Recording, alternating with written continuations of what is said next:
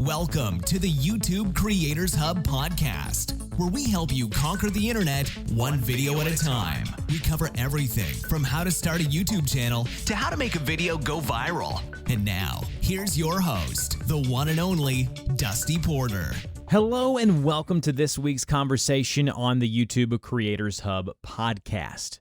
I'm so glad to be here with you this week. Every single week, I look forward to these conversations that I have with these wonderful creators. And with the landscape of YouTube changing so frequently right now, with YouTube releasing and announcing all kinds of exciting new features for creators, if you want to hear me talk about some of those on my other podcast, TubeBuddy Express, I do that in depth. So definitely go check that out if you haven't already. Really excited about talking to my friend and YouTube creator, Josh, today about his journey going to Vid Summit and what he learned and what he believed that basically the trajectory of his YouTube career has been changed forever because of what he learned and just the overall ability to look at your channel from a different perspective of hearing all these high-level people discuss and talk about topics, and we're definitely going to dive deep into that today. Huge thank you to TubeBuddy for continuing to support this show. If you want to know who they are and what they can offer your channel, you can get a 30-day free trial if you use our link in the show notes of this episode. Also, we have other ways you can connect with us. I offer one-on-one private coaching for YouTube channels and podcasters and creators. If that's something you're interested in, go check that out. We have one of the fastest growing creator communities on the internet over on our Discord server. You get access to that for $5 over on our Patreon. Literally $5 gets you that, plus our monthly mastermind calls that I host on Zoom. And we either put someone on a hot seat or we cover a topic in related to YouTube, like thumbnails, titles, packaging, monetization, just to name a few that we've done in the past. So definitely check all of those opportunities out for you. And for absolutely free, if you would, wherever and however you're listening to your podcast, go to that podcast player, leave us a review. It really does help the show grow, as that's letting Apple and Google and Spotify know these people are listening, but they're also engaging as well. So that would be greatly appreciated, and it costs you nothing but about 5 to 10 minutes of your time. So I would appreciate that. So with all of that out of the way, I hope you all have a great day, and let's go ahead and jump into this week's conversation. Hello, wonderful people. Welcome to this week's conversation on the YouTube Creators Hub podcast. Dusty here, as always, with my good friend and fellow creator, Josh Griffin from the HVAC Guide for Homeowners. The channel now has almost 150,000 subscribers, just over 1,000 videos. Josh, you have absolutely been taking the HVAC community by storm with just the intuitive and innovative things that you're doing on your YouTube channel, and I'm sure we'll talk about that and the growth you've had. You've been on the show one other time. You are a part of our mastermind group, and you and I talk quite frequently. I'd say quite frequently, but we talk at least once a month on the calls, and sometimes even more than that. And I cannot wait to talk to you today about some experiences you've had that have changed your mindset on YouTube and how the trajectory of your channel. So how are you doing today, sir? I'm good. Thanks for having me. This is a dream come true, sir. So thanks for having me. You're being nice, and I'll pay you later, but I appreciate you saying that. We're just going to go ahead and just dive right into it. No fluff, anything like that. I'm just going to just ask you this question, and then we'll jump off from here. You just recently came back from Vid Summit, and you correct me if I'm wrong. This is the first time you've been to something like that, correct? First time. I've never been to any YouTube educator conference or meeting of any kind. Okay, and so you made the decision, and it is a commitment, and I think we would be remiss if we didn't talk about that. It's a commitment of not only your time, but your resources and your finances and finding a room and getting together. But as we're going to talk about, the community building aspect of it and what you gained from it was well worth the money and the time that you spent, and so we'll certainly talk about that. But I do have to mention that it is a time sink, it is a money sink, and there are some resources that you have to put in place and some planning and mental space, things like that. So all those things out of the way, let's just talk about it. You went, give me the initial experience. You show up, you get there. What's your initial just response of just, you're there for an hour or so and you're just, what are you thinking? So we got there on the first day because it's a multiple day thing. And we stood in this line. And for me, I can't speak for any other conferences or because I know there's a number of them out there. But immediately, just the conversations that we were already having standing in line to get into the building, yeah. I could tell everybody there is there for the same reason I am. Like this is not a hobby. although for some of us it's a hobby too, let's be honest, it's funner than my old job. But just the folks that were in line immediately, I was like, this is different. People were talking about things that I love. Some of the educators out there that will say things like, just hit that record button. But that's step one. I'm way past that. I hit the record button. Now what? And we were talking about the now what. And it was just immediately, just already, I was like, okay, I'm in the right place. Being surrounded by those people in person, where in your normal day-to-day walk, you're not all the time talking about, hey, what are your thoughts on like my packaging for my videos, or what are you doing to grow your brand, or how far should I niche down? These are all topics that I assume are coming up at a conference like this. And let's talk about, let's do them individually. Let's not just me ask you a question and then you give me all of them and not really break them down. Let's just do them one by one. What are some things that you learned when you were there that has really changed your mindset on not just your YouTube channel, but being a content creator in general? There's a lady named Hope Scope that gave a talk, and there were multiple talks that elaborated on it, but the main theme of her talk was knowing your audience. And I think for me, I know what my content's about, and I thought I knew who my audience was. They got even deeper and talked a lot about who not just your audience, but who your target avatar is. Meaning if you were to pick the most perfect person, and not so much, it's so much deeper than that, because I don't even know if I'm giving it enough justice trying to describe what her talk was about. Because they not only do you determine who that is and what their gender is and what their age is, but then they go further than that. What are they into? What are their hobbies? What else are they watching online other than hopefully your next YouTube video? And it really puts me because most of my content, I've always said, it's for heating and air customers. They're about to buy a heating and air system, and that's my audience. But I've never really given it more thought than that. Like, I've never thought so deep on the level of when they stop watching YouTube for the 8 or 10 minutes that they just watched, what are they going to next? And what did they last go to? So it's just her talk in general probably changed my entire trajectory on my next 50 videos, because now there's a little more intent behind, okay, what are they doing? And maybe my next video would have been super in depth and very informative, but maybe, just maybe, that target avatar ain't gonna click it anyway.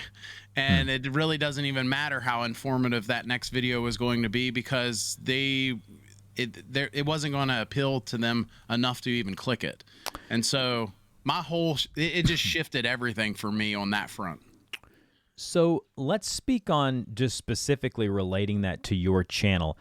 Now that you've gotten back home, how have you implemented this specific thing? What you make, for people who don't know, his channel is the HVAC Guide for Homeowners. Go check it out. You have your niche. You have the space that you live in on your channel. But what type of perspective shift has this talk in general made for you? And give us the examples with your channel specifically. So the first thing that I would say that I am doing different, and I've done it with you, whether you know it or not, because I signed up for one of your coaching calls one time, and that is, I want to see it through a lens of somebody that doesn't necessarily know as much as I do about what I do. I want to see it through, what do they think my next video should be, or what is missing from my channel when they go to it. So I've been doing a lot more of that. I asked some of the people there at Vid Summit, once I made that mind shift, what do you think? And because of that, my latest video is doing better than most of my videos. It's performing a little better. And I think for me, again, I make educational content, and the theme of my channel has always been that when I started my channel, there were a lot of heating and air guys making videos for other heating and air guys, but nobody was making content for mom if she was about to buy her next heating and air system. And that's always been my slogan, if you will. But at the same time, maybe my content's not necessarily for mom. Maybe my content's for that millennial first-time home buyer who just happens to be trying to figure out why there's an arrow on their air filter, and I need to do a quick, broad bird's eye view of that topic and answer some of those questions. So as you can tell, my avatar has changed since Vid Summit. I'm now thinking about things that I never have before. I'm so excited to hear you say that, because it was part of a little bit of the conversation that you and I had privately when we did the coaching session. But with you defining that millennial that was me when I first got my house. I knew nothing about, I was never trained. My dad and I never did sit down, and he never did say, okay, this is how you replace an air filter. Here's how important it is to do it frequently. And we talked about changing the oil in my vehicle. That was something he and I were both interested, whatever. But as far as like the air filter side of things, like that would be me. So your video would be perfect for me if I think about a couple at my church who very young couple just recently got their first house, and I'm sure they know certain things, but others they don't. And so having guides like that on your channel, that is so powerful to hear you talk about how it's redefining of how you think about who these videos are for. And you're still making the same content. It's just how you're packaging it. It's how you're putting it out there, the titles. And your most recent video, I think, is a great example of that. I assume you're talking about the video, the 5 reasons HVAC systems are so expensive. Is that the one you're referring to? Yeah.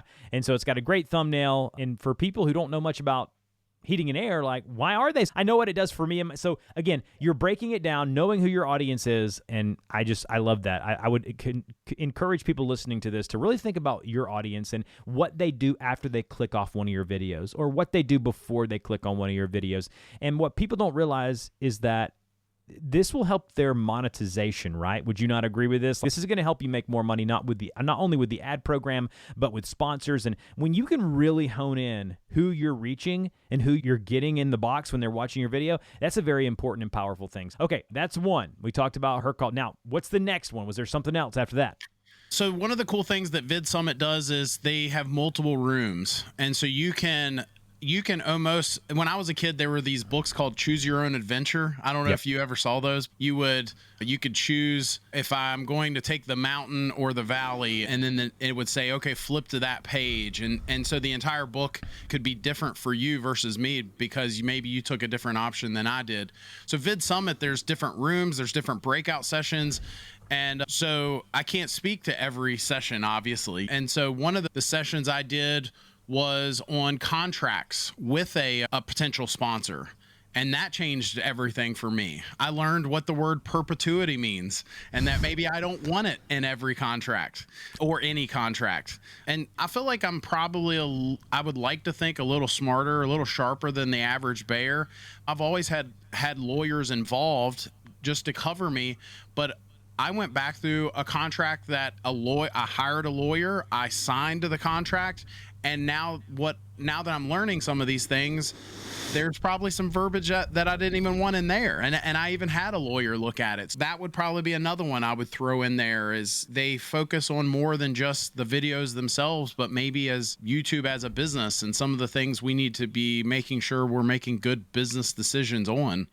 I don't know if that answers your question, but it does. I think about a lot of contracts that I've done over the years that have been like a he said, she said, where when I first started the podcast and people were approaching me about coming on the podcast and the show as a sponsor, I'm like, oh yeah, money, that sounds great. And then I'd send them an invoice on PayPal and there wouldn't be much to it. But I think that covering all your bases and being smart about how you do your business. And so let's talk about YouTube as a business for a minute, since we're on this topic. Where have you shifted as far, and I know you have because I've been watching your journey and listening some things you've been talking about. Where has your mindset shifted as far as like your channel and where it plays a role in how you make money? Can you talk about that for a minute?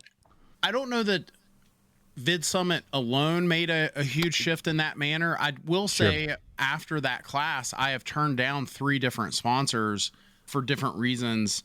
And there's as I said, there's different reasons for that. It ain't just because of the wording in their contract, but just knowing what the end goal is, and it may not be to always make a quick buck. Maybe the end goal is for my next video to hopefully, for me, maybe not viral in general, but just viral for me is more important to me than making an extra $1,000 on that next deal, if that makes sense. It does make sense. But just in general, as far as business decisions go, this is a business, and it can be as big or small as you want it to be. If it's just a hobby, I know a lot of the folks that that are in your group and probably listen to your show, maybe they don't necessarily look at this as a career. But if you do look at it as a career, I think you need to make decisions based on that, long-term decisions.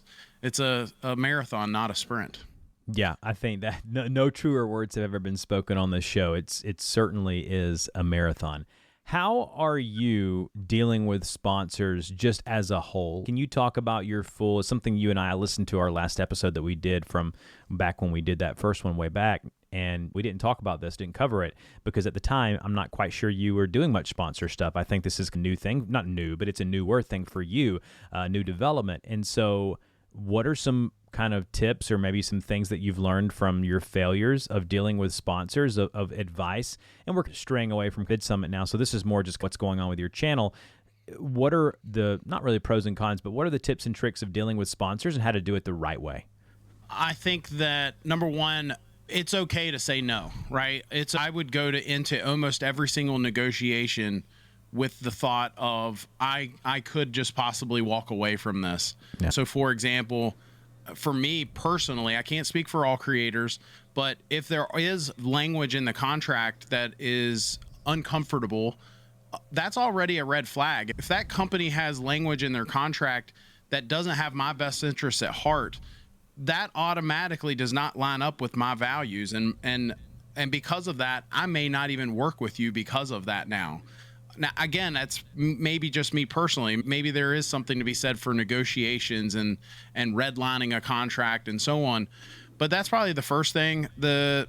Some of the other things I would say, it's okay to say no. I would say if you do need to be making money, though, just understand that it's a numbers game. So if you need one sponsor, then you probably need to take meetings from at least 10 or 15 companies. And to get meetings with 10 or 15 companies, you probably need to approach a couple hundred, if not more. So it's a numbers game, just like anything else in sales. I don't know if that answers your question. It answered my question very well, and it's a numbers game. I think of it like having people as a guest on my podcast. Every Monday and Tuesday, I have a list of people, and I have someone who's helping me. I got another gentleman who might be helping me as well to curate. I call it my algorithm, but it's really not an algorithm. I have requirements of people that I'd love to have on the podcast, and they have a certain growth number, and it's not like a subscriber number. It's like, how quickly are they growing? I go to some of these tools and I can see how many views they're getting, and I want people who are growing, and not just people who have massive sub numbers, but I also want smaller creators and things like that. And I email out 25 on Monday, 25 on Tuesday, something I've been doing for years now. And now that people are coming to me to be on the show, as the show has grown, it's helped out because I supplement that way.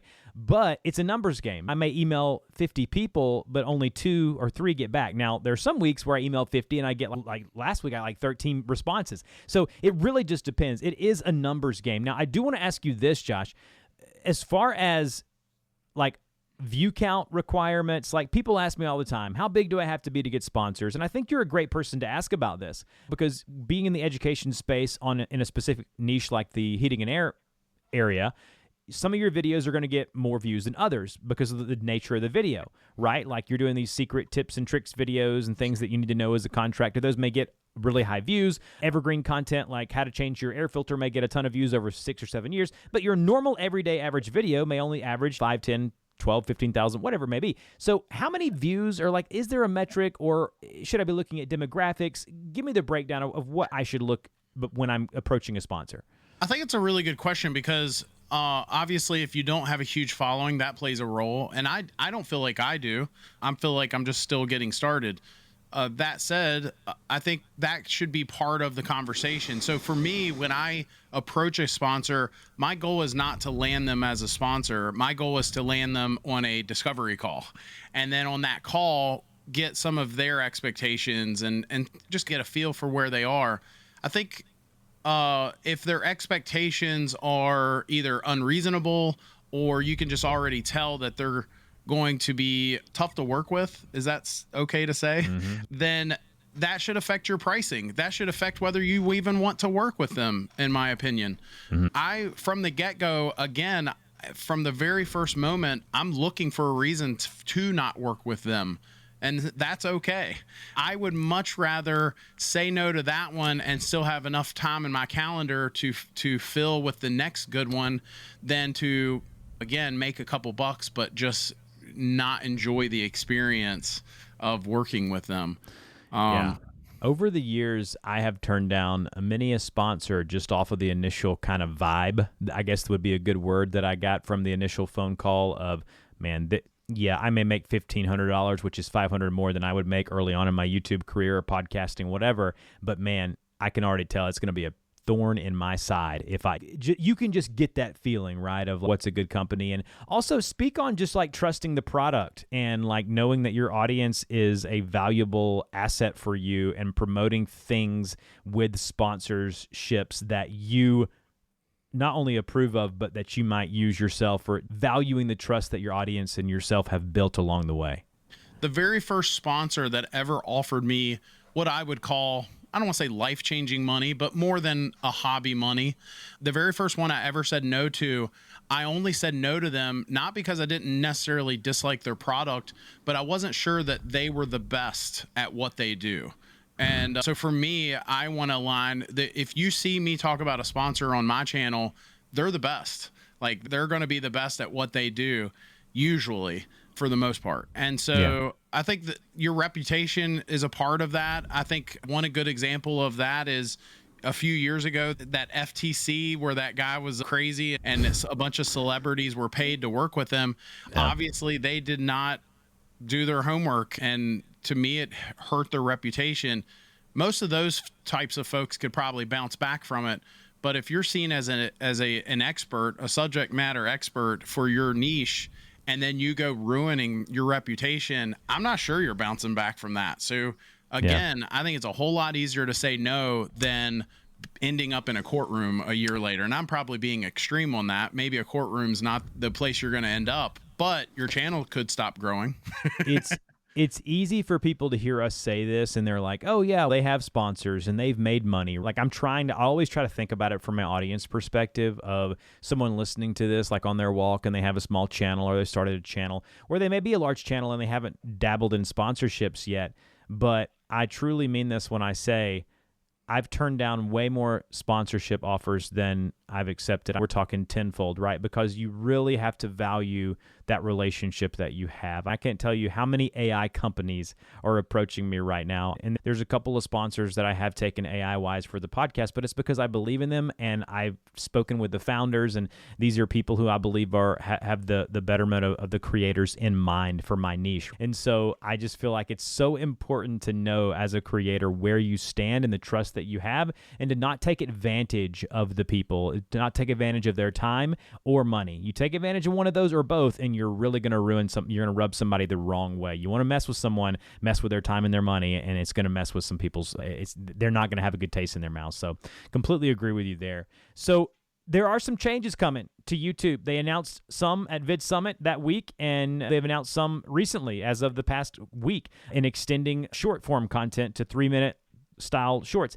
What was the feeling that you were getting when you were there, just the thoughts and the conversations that you were overhearing at Vid Summit of kind of the direction of YouTube and where you see it going as a creator and what it's going to mean for us? So I forget, what's the guy's name? Bilyeu, I think is his last name. Tom Bilyeu, maybe? Tom Bilyeu, I believe, yeah. Yeah, he gave a talk about AI, and he actually showed some examples, and it's not going away, obviously. For me, honestly, it's a little scary. I think that one of the things they talked about was how AI in the future will not just be able to help make content and things like that, but it'll also even go so far as to know what your habits are based on the next piece of content, and then be able to generate that content immediately right there. Now, I think we're a little far from that during this conversation, but that's crazy if that is where we end up. If you go on there to do one thing and it automatically is generating content for the next 5 minutes right there on the spot for you to consume. So I heard a conversation in a podcast that I was listening to this week, and the question was presented that said, 15 years ago, when all the social media companies were cropping up. Facebook and Twitter, now X, and then Instagram, and as of late, TikTok or whatever. The question was posed, what should we have done as a society, as people, to regulate, or what should we have done differently? Because there's a lot of data and science now behind how, you can't see me if you're not watching the video version, but basically how our phones are, especially for young people, our attention spans are abysmal. A lot of it is linked to social media and how we're consuming content. Let's leave YouTube out of it for a minute. So when it comes to AI, I guess I want to pose the same question to you, Josh. What, if any, type of regulation or things that, looking back at this whole Facebook generation, like what could we have done differently, and what can we do knowing how powerful AI is going to be? Because I am with you. I'm not sure how excited I am about watching a video and then within those 5 minutes having an AI create the thing that I want to. I don't know if that interests me at all. One of the things that I love about YouTube is, it's the main thing, the people. YouTube has always been people or creator centric, which is why I started this show. I don't want to interview AIs on this podcast or robots, right? I want to interview people who have. It might have been episode 30 or 40 of this show almost a decade ago, but there was a father and his son who came on the show, and I asked the father, I said, what does it mean to you to be able to do this with your son? And they now have over 1 million subscribers, and they've gone on to do really big things. And just nothing, dead air. And I could tell he was tearing up. He was starting to cry. Oh, my gosh. The power of people on this platform, I think, is what makes it. And I hope that we don't lose the essence of that.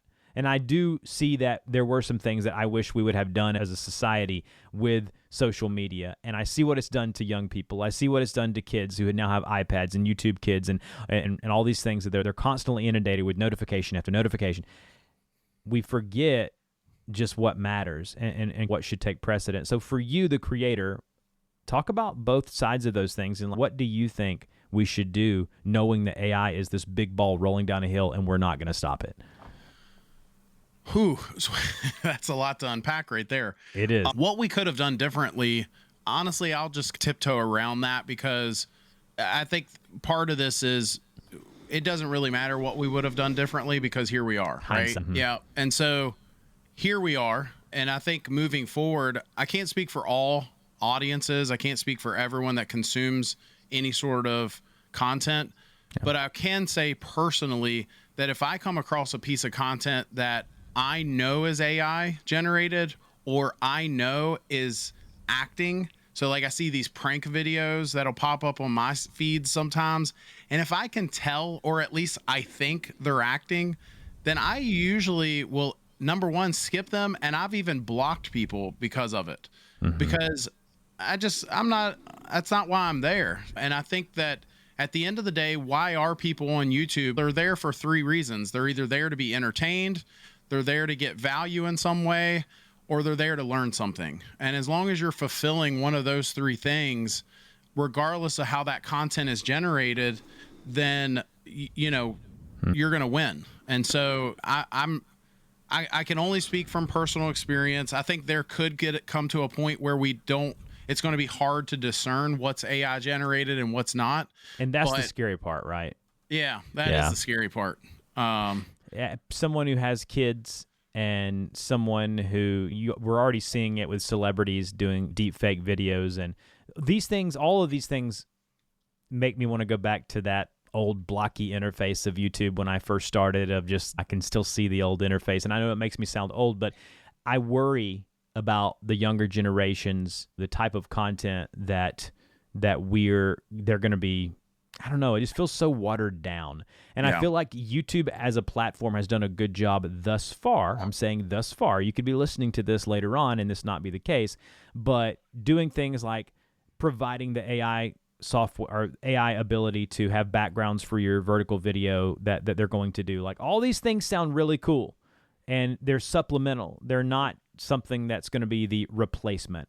And we were already seeing the crop the crop of like faceless channels and people that and I have nothing against faceless channels. I know creators making tons of money doing it, and some would consider my channel faceless because I oftentimes never show my face. I'm just doing tutorial videos. It really just depends on how you're looking at it, and I do think that it's going to be an interesting topic to cover as far as AI in the future of kind of where do we go? How does it get regulated? And I'm excited to see where it goes, but I'm also a little bit nervous as well. So I could not agree more. Talk about, in closing now, for the next few minutes, Josh, the con experience of going to Vid Summit as a whole, not a specific talk. Why would you encourage people listening to this to find a conference to go to? I've gone to a few, not very many in the recent years because of small children, but I have gone to podcasts, small ones in Atlanta and things like that, and attended some virtually, so I know the benefit of them. What would you say to someone? Because I'll be honest with you, when you got on that call last time, right after you got back, you were just basically glowing. You were just beaming of motivation. I think of those kind of box cars we had as kids, and that car would get down and you'd have, I don't know if you ever had those little things that had the little motorized things where once they slowed down almost to a crawl and then they get right to it, it zooms it out. I feel like that was you. You had been just boosted. You've really been motivated of, man, my eyes have been open to a whole new world. I've been doing this thing this same way for a long time, and now I know there's another side of this thing. Speak on just that whole experience. So, again, I can't speak for all conferences. I think there are some cool conferences out there that have celebrities or football players at, right? So I can only speak for Vid Summit. Vid Summit did not pay me to do this, but I can tell you that I don't know that I'll ever miss another one. It changed everything for me personally. You talk about some of the new things that are coming. They talk about that there, right? That can be your source of information and so on. I talked earlier about how there are other people there that are for the same reasons. I don't know if that's the case for all conferences. If somebody's listening to this and this is just a hobby, Vid Summit's probably not for you. It's not cheap to go. The people that are there are, for the most part, there for the same reasons that I am. They're there to figure this thing out, figure out how to grow this thing and get motivated, right? I wanted to highlight, I made a few notes of some of the things that were there that I did not know would be there. So the breakout sessions, there were vendors there. So if you do want to know what the latest and greatest products or AI or any of those sorts of things, there were vendors there that were giving out things. That's the other thing. They were constantly giving away stuff. So that was cool. There's networking. They actually use an app so you can meet up with other creators. So one night I had dinner with some of the folks that are in your group and a few others. We all met up at this restaurant, and that was cool. And then the app itself, I noted that it's got a number of things in there that you can draw from, and you can message with people. There's a little instant messenger inside of there, but yeah, again, they didn't pay me to say this, but I would highly recommend checking it out. It might be one of the more expensive options out there, but I think that there's reasons for that. They want to make sure that you're there for the right reasons and you're not just there to get around, another big YouTuber or something like that. That said, I feel like I got my value out of it. I spent some money, but I got what I needed and I was really motivated. I would just say that if you go there, I would go there with an open, and this probably goes for any conference, but that one specifically, because of everything they talk about. It's not that it's different than the things that I've learned or have experienced, but they're thinking about it in a different way that I had never considered. Yeah. And so a lot of the breakout sessions, a lot of the keynote talks, they're talking about things that are not just a different way of looking at it, but also a higher level of looking at it. So when I'm trying to, if I'm getting 1,000 or 5,000 views per video and I want to get to 10 or 15, they're like, no, how do we get to 1 million views per video? And what do we got to do to make that happen? And I'm like, oh, this is different. Right. It's a high level of conversation, and it's different. I love that.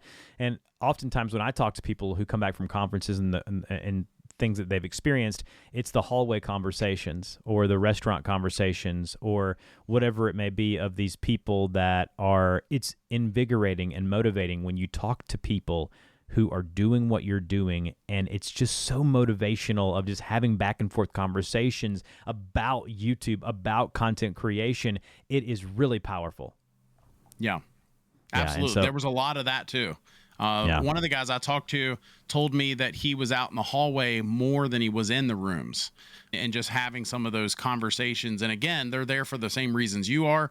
So if you ever do make it to Vid Summit, there's a hotel near the venue, and that's where like all the, you name it, the who's who, I don't want to drop any names because I'll leave them out, but the big YouTubers, that's where in the lobby area of that hotel. If you want a fangirl, if you like getting around some of these people, that's where you would do it. Some of the largest YouTubers in the world were in that room.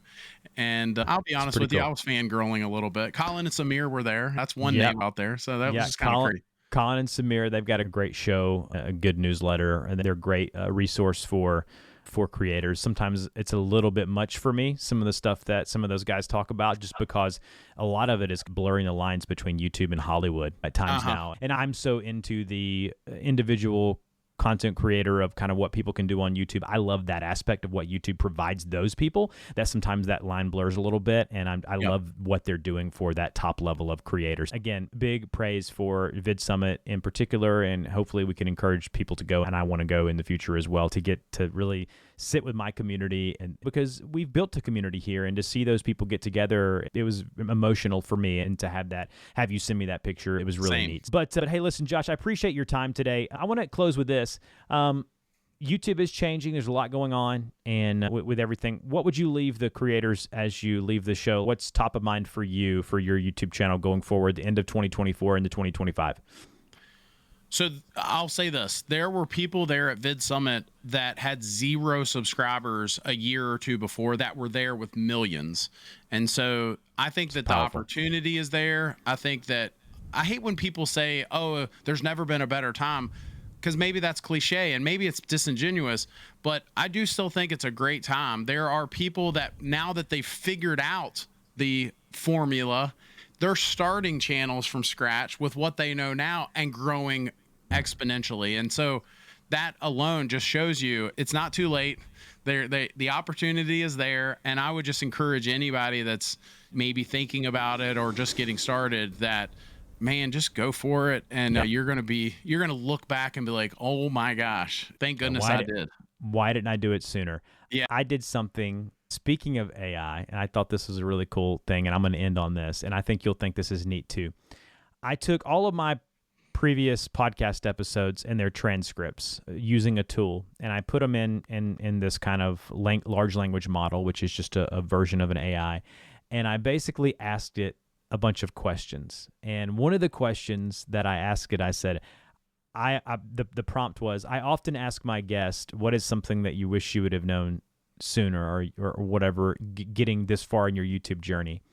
And I believe I put in 362 transcripts and audio logs into this large language model, the AI, and it presented to me like a top-down graph of some of the responses. And there was over 160 some odd people that said the same thing, just start. That was the 2 words. It was either just start or I wish I would started sooner. Almost 200 out of the 400 almost interviews, that was the thing. And so if you're listening to this, just whatever that thing is, whatever that barrier or roadblock is, I just want to encourage you, just go out there and do it. Like, you have these phones that we carry around. We were talking about being so distracting earlier. They've got wonderful cameras. There's cheap ways to get into things now. I'm with you. I've said it so many times. It is cliche to say there's no better time to start than now, or it was yesterday, whatever. Get over all that. Just do it. Just start it, and you can improve on it. And even if you do 50 videos and they suck, you'll get better every time that you do it. So, Josh, thanks again. Josh from the HVAC Guide for Homeowners, good friend of mine, wonderful creator. All of his links will be down below. And Josh, we'll talk to you next time. Thanks, pal. Hello, everyone, and thank you for listening to this week's episode of the YouTube Creators Hub podcast. I really do appreciate it. Don't forget, you can subscribe to the show for absolutely free in your podcast player of choice. Also, there are ways you can connect with us. You can support us by supporting our sponsor, TubeBuddy, as well as supporting us over on Patreon to get access to our creator Discord community. And I also offer YouTube coaching and consultation, YouTube channel reviews, and just overall business coaching if that's something that you are wanting to look into. So make sure you check us out there, and we'll see you next week.